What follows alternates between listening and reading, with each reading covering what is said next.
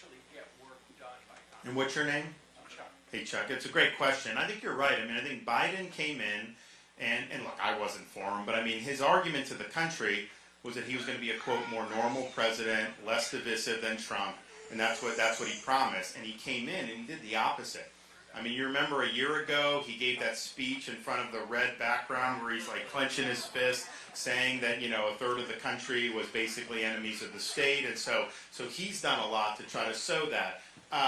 You know, at the same time, I understand it's a big, diverse country. The idea that we're just going to say, okay, everyone hold hands, we have no differences. There are differences about the future of the country. What we did in Florida, I think, was, you know, we won big battles against the far left. We beat them on the COVID stuff where they wanted to close our schools. I kept them open. We kept businesses open. We fought against the vax mandates. We won big battles on criminal law where we're holding criminals accountable, no defund police, all that, very important. We won big battles on illegal immigration and education and all those things. But we did that in a way that appealed to Republicans, the vast majority of independents, and even some Democrats. So that's how you take a state that was a 50-50 state, and we won it by 20 points, 1.5 million votes, because we're delivering results for people regardless of their political party.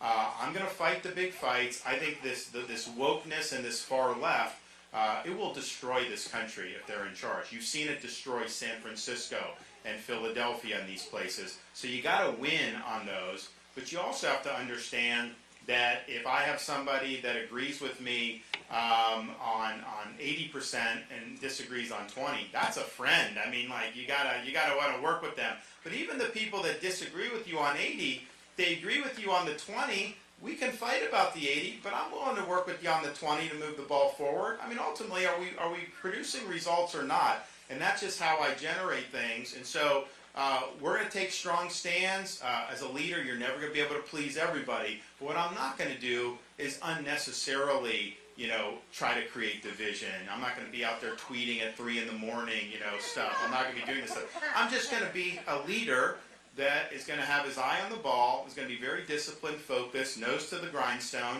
know that you got a shot to make a difference, and we've got to do what we can to make a difference. So I think you'll see a different approach than we've had in our more recent presidents.